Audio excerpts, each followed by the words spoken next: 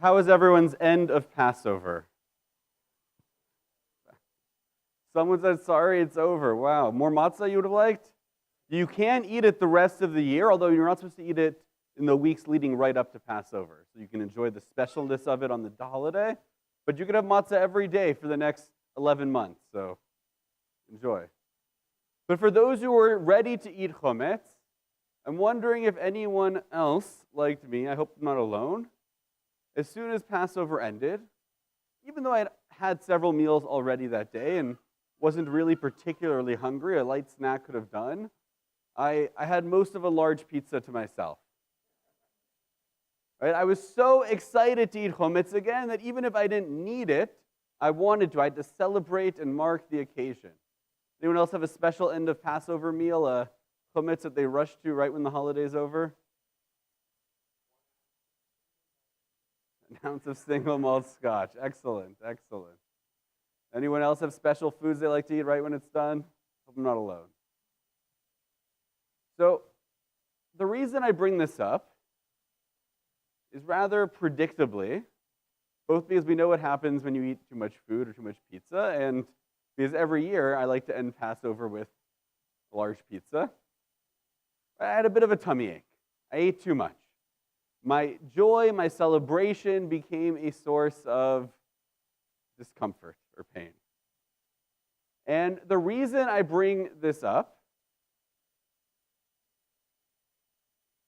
is every once in a while I like to walk through a bookstore at the mall, the few that are still left, and look at, the most popular book section. It gives me an idea of what people might be interested in terms of sermon topics. And more often than not, that section is full of books on what is the secret to happiness. How can we be happy? Literally, there's a book called, I think, The Happiness Secret. It's a question everyone seems to care about, and it implies that many of us aren't happy. Or that there are people in this world who aren't happy. And despite all the things we have in the modern world, all the blessings, all the benefits of modernity, all of the things we have in our lives, jobs, careers, houses, food, our basic needs taken care of, in the West, in the modern world, we have an issue when it comes to being happy. And I want to look and see if maybe our tradition has an answer for us. Hint, hint, it does. So I want to actually look at what we read today in the Haftorah. There's a difficult scene that happens for those of you that were following along. It's an exciting moment in the journey of our ancestors.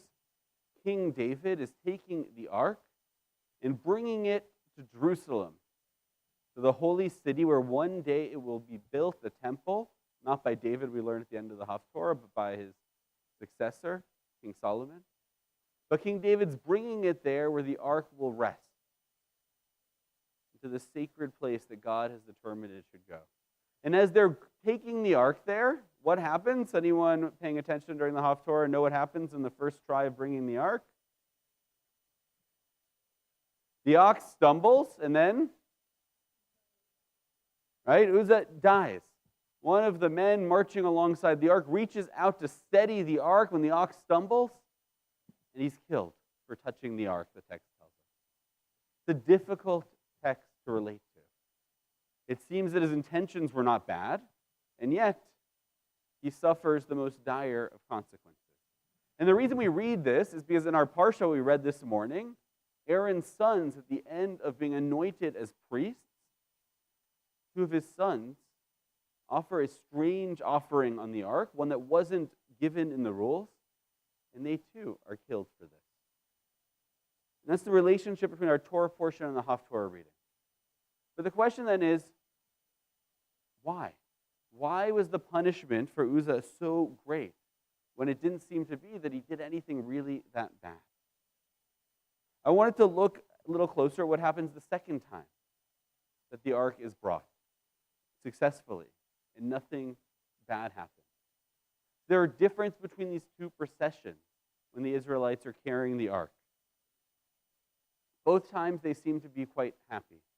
They're celebrating. We read in the English, in the translation here that I'm using, it says that David and all the house of Israel danced and celebrated before the Lord. the sound of all kinds of cypress wood instruments, lyres, harps, timbrels, sistrums, cymbals. And that's right when it happens after that. The ox stumbles, Uzzah reaches out to grasp it, and he's killed. But then later on when they're bringing it, what happens?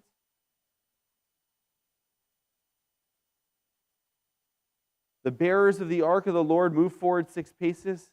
They sacrificed an ox and a fatling. David whirled with all his might before the Lord. David was girt with linen ephod.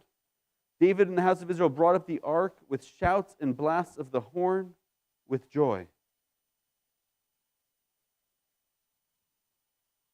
So what's the difference between these two celebrations? In both, they're dancing, they're singing, they're playing instruments, they're happy, they're celebrating. But there's a difference. It's a bit of a trick question because it's not found in the English, it's found in the Hebrew. In the first version, the word that's used is mesachakim, mesachek. The sense of frivolity, joy, laughter, celebration. But the second time, the word for joy that's used in the Hebrew, even though in English it's the same word for joy, happiness, the word that's used there is besimcha. And there's something different between mesachek, this happiness of celebration, of frivolity, and simcha, a happiness, a joy of a celebration that has some meaning to it. In the English language, we don't really have words that describe those differences.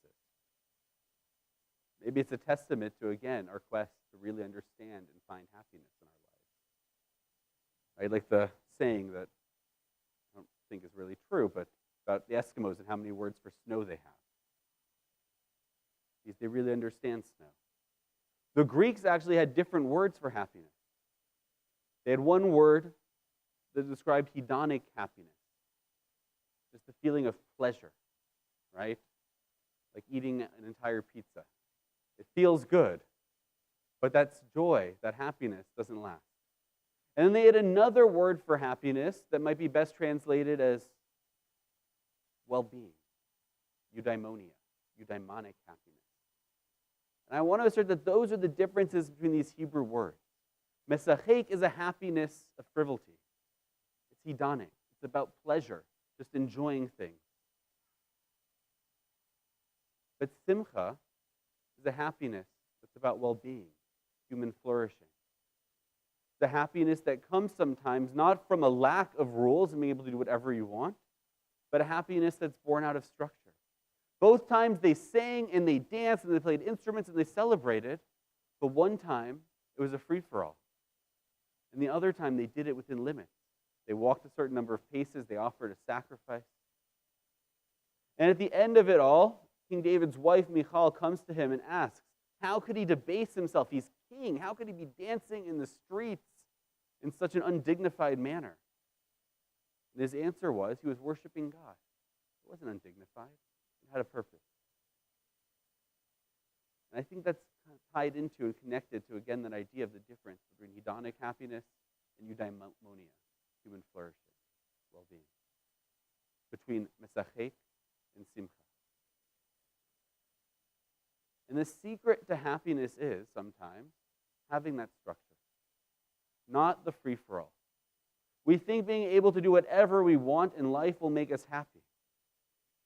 But sometimes it's having a structure, a reminder. To not just chase after whatever we want, but to spend time with our family, spend time with our friends. A reminder to think not about ourselves, but about those around us. You can see where I'm going here. It's a pitch to the rituals of our tradition. Judaism offers us a framework in which we can live a happy life, a life of simcha, a life of flourishing, of well-being. A life where we're not just restricted and can't do anything, but encouraged to live in the world. The Nazir, the person who makes a vow to abstain from certain aspects of life, like wine and meat, is required to offer a sin offering, because it goes against one of the tenets of Judaism. Judaism isn't about abstaining from the pleasures of life. It's about throwing yourself fully into life and enjoying the world that we have, the pleasures that the world has to offer us. But again, it's within a structure, within limits. For 6 days, you go and do whatever it is you want. You chase after your lives, your careers, your ambitions. But one day a week we set aside to celebrate with our family, with our friends, to be in community. We can offer prayers and words to God and think about ourselves, what it is that we want, which is so often when someone prays on their own. Spontaneous prayer, too often, is about oneself. But Siddur, written in the plural, talks about us. It makes us think about not our own needs, but the needs of the people around us. And it's within this structure, this framework, of making time sacred, of spending our time with our family, with our friends, with our community, of spending our time thinking about beyond ourselves and our own needs, but those around us, that true joy, true simcha happens. It's not the easy things in life. I used to at camp talk with kids about when we went on the ropes course, and what it meant to have that fear and trembling when you were up there on the top of the ropes course. What I did at Camp Vermont, California for a number of years. I ran the outdoor and the ropes course program there. What it is to stand up there, that sense of fear and trembling, but the joy, the sense of accomplishment that came at the end of it. Versus the joy of sitting on the couch eating a bag of potato chips. Right? One might be more pleasurable in the moment, but you quickly forget about it. The things in life we really remember. The things in life that really bring us joy. That bring us a sense of eudaimonic well-being, of flourishing. The lasting joy that we remember are sometimes the things that aren't easy to do, but a little bit more difficult. The things that challenge us to grow. The things that challenge us to think. The things that challenge us, not by giving us unlimited choice, but asking us to enjoy life within confines and boundaries. So this Shabbat, I ask that we think about this a bit. You think about in your own lives what it is maybe within the structure of Jewish law, of Jewish ritual, of Jewish life, that you might be able to take on something else. Not everything, but one thing that maybe you can add to your life and give it a try and see if maybe it adds a sense of simcha, of happiness. Shabbat shalom.